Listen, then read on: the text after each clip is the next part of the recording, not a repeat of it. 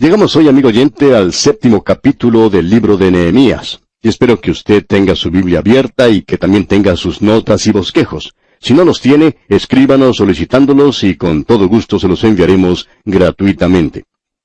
Bien, hoy vamos a entrar a una genealogía. Posiblemente no parezca algo muy interesante, pero creemos que es tan inspirado como lo es el versículo 16 del capítulo 3 de Juan. Y no decimos que sea tan importante porque no creemos que lo sea, por lo menos para nosotros, pero es de suma importancia para Dios. Ahora, al entrar en este capítulo 7, vemos que los muros de Jerusalén han sido reedificados, como mencionamos en nuestro programa anterior. Y vamos a ver que ellos comienzan ahora a proteger la ciudad. El templo ha sido reedificado y gran número de las casas también. Dentro de los muros todavía se está limpiando los escombros que allí había. Pero ahora es necesario proteger la ciudad porque el enemigo que había tratado de estorbar, de molestar la tarea de la reedificación de los muros, todavía es el enemigo y puede tratar de entrar y destruir la ciudad. Notemos ahora lo que dice aquí el versículo 1 de este capítulo 7 de Nehemías. Luego que el muro fue edificado y colocadas las puertas, y fueron señalados porteros y cantores y levitas.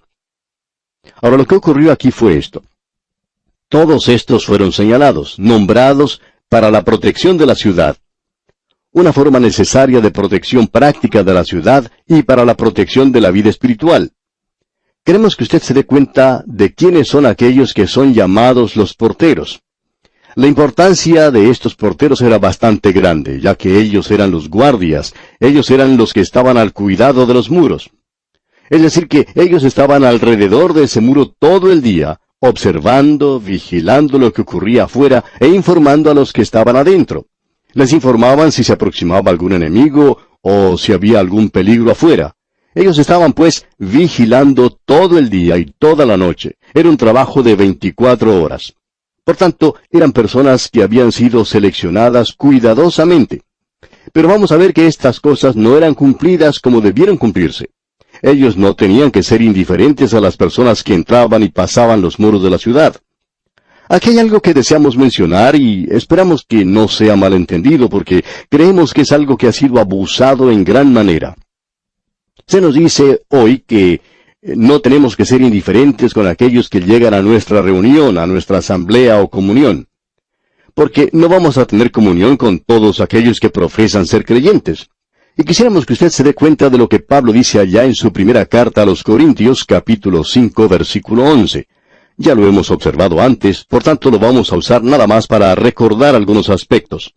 Dice el apóstol Pablo, «Más bien os escribí que no os juntéis con ninguno que, llamándose hermano, fuere fornicario, o avaro, o idólatra, o maldiciente, o borracho, o ladrón.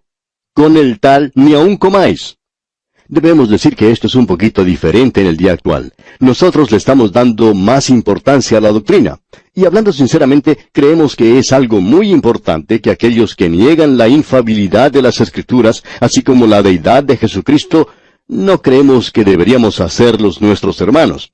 Y ciertamente no podemos tener ninguna comunión con ellos en el verdadero sentido de la adoración. Pero el apóstol Pablo no está hablando aquí de la doctrina cuando él habla de aquel que fuere fornicario. ¿Qué podemos decir acerca del hombre o de la mujer en la iglesia que no trata con ese pecado que tiene en su propia vida? En nuestros días tenemos un nivel muy bajo. Enfatizamos la doctrina y eso es bueno. Pero, ¿qué podemos decir en cuanto a la moral? ¿Qué es sobre la conducta? Eso es lo que Pablo enfatiza en el versículo que leímos y lo que en realidad es de mayor importancia. Ahora, otra cosa que él menciona aquí es la avaricia. ¿Qué podemos decir acerca de esa persona que ama más al dinero que a todo lo demás? ¿Qué podemos decir del hombre que no es honrado en sus negocios? ¿Podemos tener acaso comunión con él? Debemos decirle que esto es lo que estaba condenando Pablo. Nos preguntamos nosotros si no es que tenemos una idea un poco desequilibrada en la actualidad de todo esto. Se nos dice que Juan lo puso como principio de la doctrina. Y cuando uno lo toma desde esa posición, puede comprender que se refiere a todo lo relacionado con la verdad. Allá en la segunda epístola del apóstol Juan, versículos 10 y 11, él dice, «Si alguno viene a vosotros y no trae esta doctrina, no lo recibáis en casa, ni le digáis bienvenido, porque el que le dice bienvenido, participa en sus malas obras. La doctrina aquí es la totalidad de la verdad mantenida por los apóstoles. De eso es de lo que está hablando Juan. Encontramos grupos que no mantienen toda la doctrina, pero mantienen la infalibilidad de las Escrituras y estas otras cosas, es decir, la deidad de Cristo y el hecho de que Él murió por nuestros pecados, lo cual es muy importante. Ahora, ¿quiere esto decir entonces que no vamos a tener comunión con ellos? ¿Quiere eso decir que debemos juzgarlos? Por supuesto que no. Y esa es la dificultad que encontramos hoy. Pablo le dice al joven Timoteo en su segunda carta a este joven, capítulo 2, versículo 19, «Pero el fundamento de Dios está firme, teniendo este sello, conoce el Señor a los que son suyos, y apártese de iniquidad todo aquel que invoca el nombre de Cristo». Ni usted ni yo lo sabemos, pero Dios sí lo sabe. Debemos tener mucho cuidado, eso es todo. Esa idea que tenemos hoy de querer juzgar a nuestros hermanos porque ellos no hacen las cosas de la manera que nosotros pensamos que se debería hacer, es algo que está fuera de todo esto, por supuesto, y está bien equivocado. Tenemos que entender que la comunión vale mucho para ser desperdiciada por mero sentimentalismo. Eso es lo que nosotros necesitamos reconocer. Y también por ganancia personal. Hay muchas personas que cierran sus ojos a lo que ocurre a su alrededor. Hay ciertos laicos que no quieren ver los pecados del ministerio, y los ministros que cierran sus ojos para no mirar los pecados del laico. Esto va directamente al grano, ¿no le parece? Él dice que no debemos cerrar nuestros ojos a estas cosas. Tenemos que romper nuestra comunión con ellos sobre estos asuntos. No debemos juzgarlos. ¿Quién nos ha llamado a nosotros para ser jueces? Lo que quiere decir es lo mismo que ocurre en muchos países, que la vigilancia continua es el precio que debemos pagar por tener libertad. Por tanto, debemos estar siempre listos. Así es que, esta gente aquí tenía sus guardias sobre los muros. Ellos eran muy importantes. Ahora ellos también tenían a los cantores. Junto con los porteros se mencionan los cantores. Yo no estoy en ese grupo, se lo puedo asegurar. El espíritu de alabanza es el espíritu de poder. Y vamos a ver que Nehemías dice más adelante en el próximo capítulo, porque el gozo de Jehová es vuestra fuerza. Y el espíritu de alabanza es, por tanto, el espíritu de poder. Esto quiere decir que debemos ser un grupo de personas que nos estamos regocijando. Eso es algo que falta en nuestras iglesias, amigo oyente. Las iglesias en la actualidad no están formadas por un grupo de personas muy alegres. Sí, ya sabemos que ellas se ríen si uno les cuenta una historia alegre o un chiste y que disfrutan de un banquete, pero no disfrutan de un estudio bíblico. Usted debería estar donde nosotros estamos a veces para que se dé cuenta que hay algunos que disfrutan del estudio bíblico, pero hay otros que no. Es muy interesante notar quién no lo está disfrutando y por lo general son aquellas personas que son las débiles, que en realidad están creando problemas en la iglesia. Ellos no disfrutan de este estudio bíblico.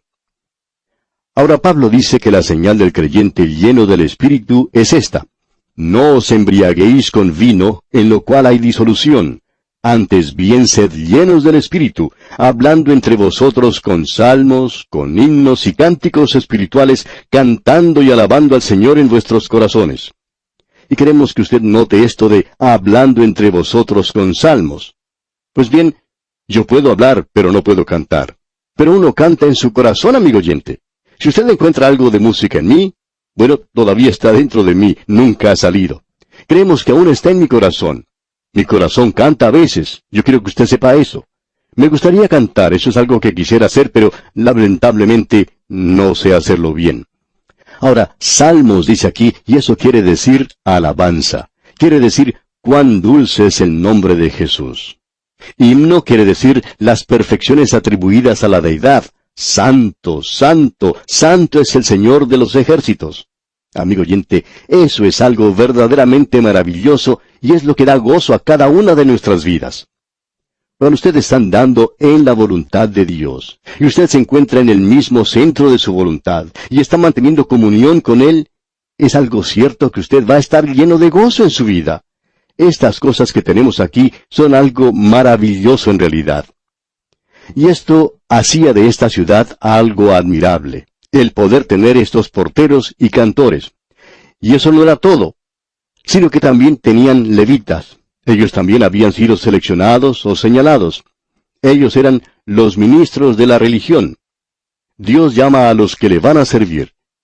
El escritor del libro de los Proverbios dice en el capítulo 18, versículo 16, «La dádiva del hombre le ensancha el camino y le lleva delante de los grandes».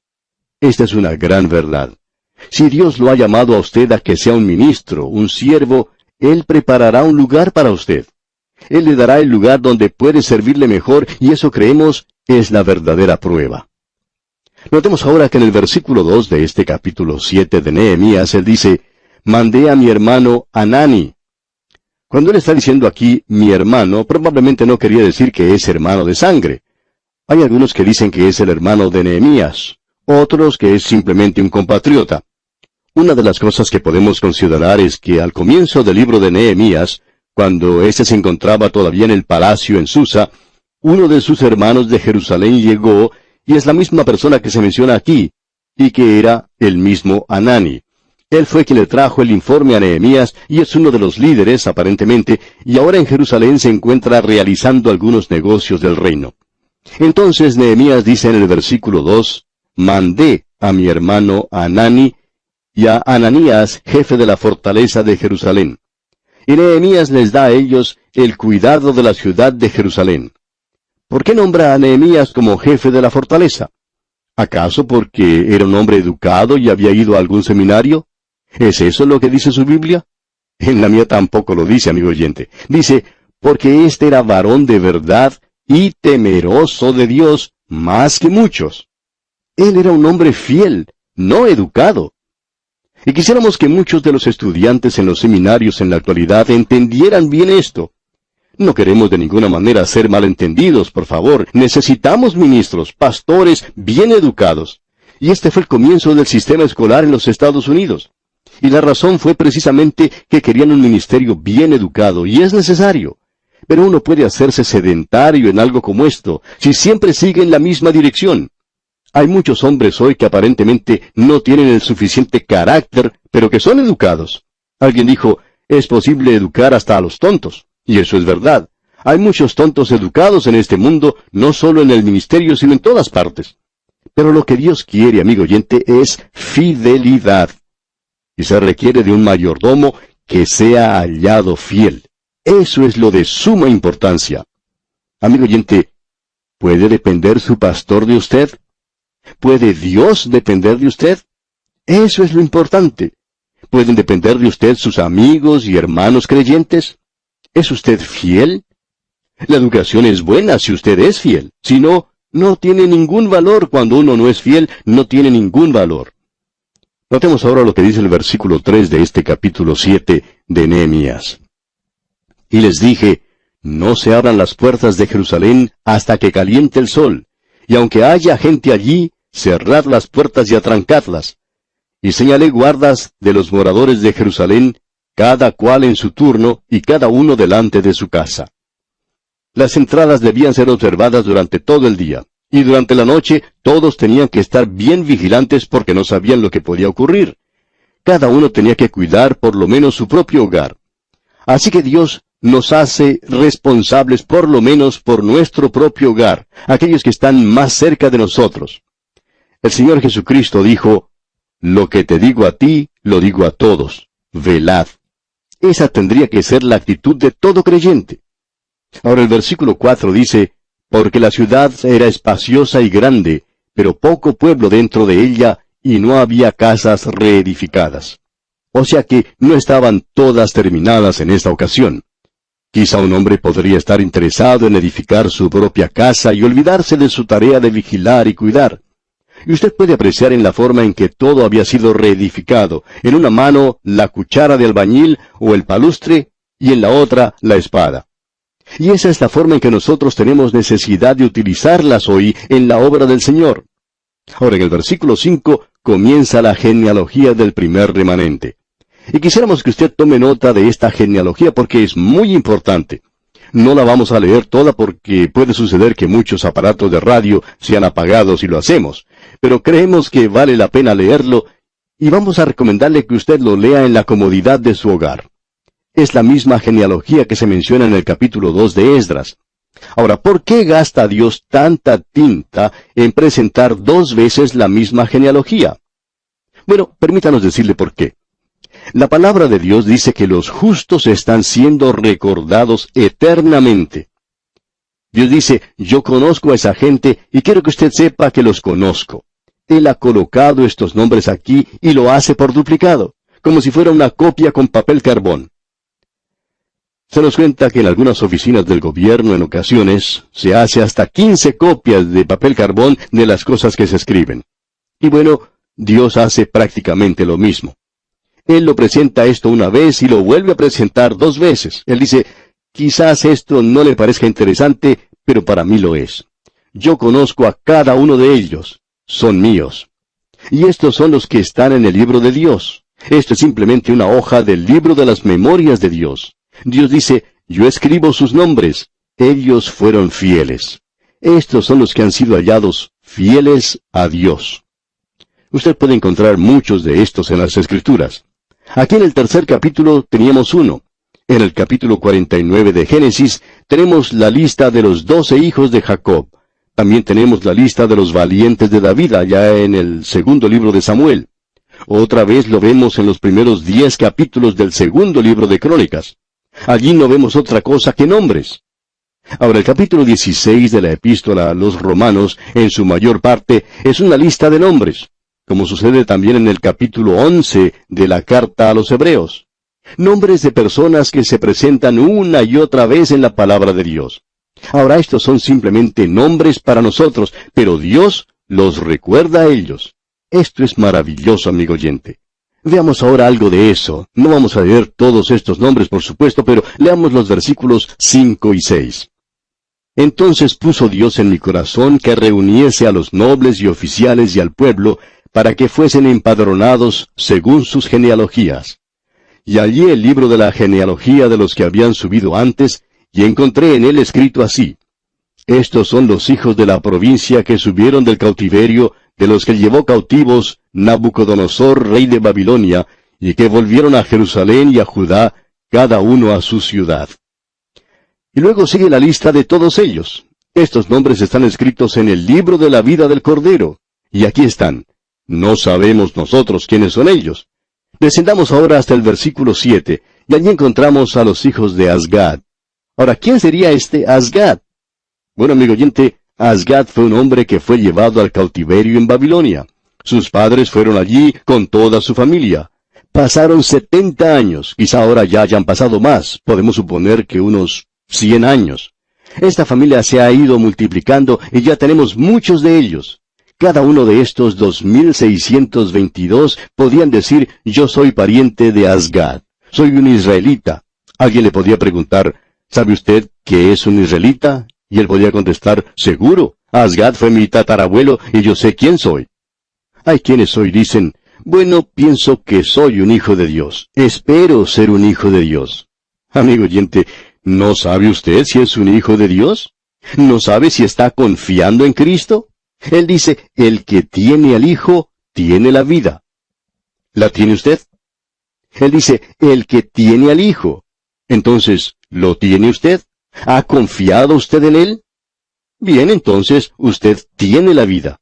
Es que yo no quiero jactarme de eso, dice usted. Usted no se está jactando de eso, amigo oyente. Usted cree en Dios, y si usted no cree en Él, entonces le está haciendo a Dios mentiroso. Él dice que el que tiene al Hijo, tiene la vida.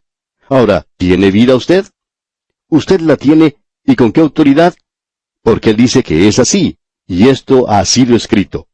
Los hijos de Azgad, pues, podían decir, mire, aquí está escrito, aquí está mi nombre escrito, yo sé quién soy. Pero hay algunos que no podían decir esto.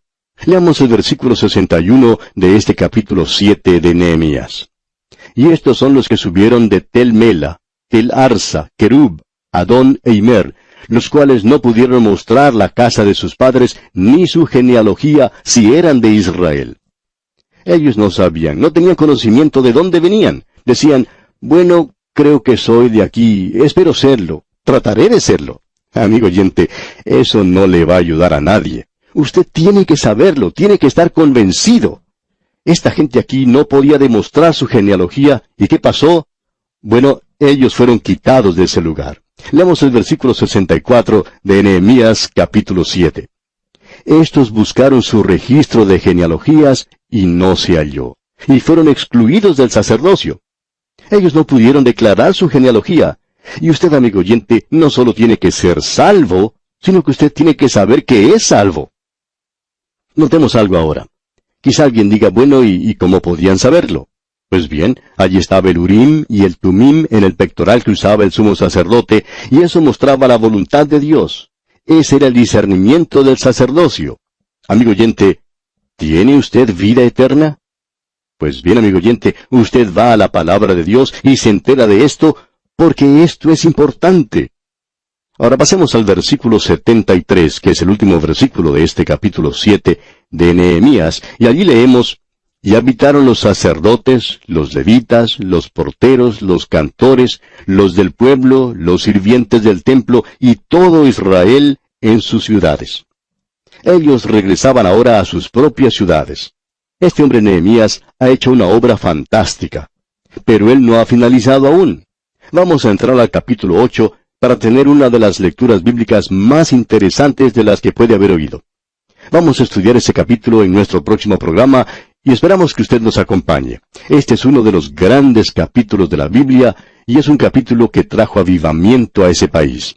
Y aquí vamos a detenernos, amigo oyente, porque nuestro tiempo ha tocado ya su fin. Le invitamos para nuestro próximo programa. Hasta entonces, pues, que el Señor siga bendiciendo su vida, es nuestra ferviente oración.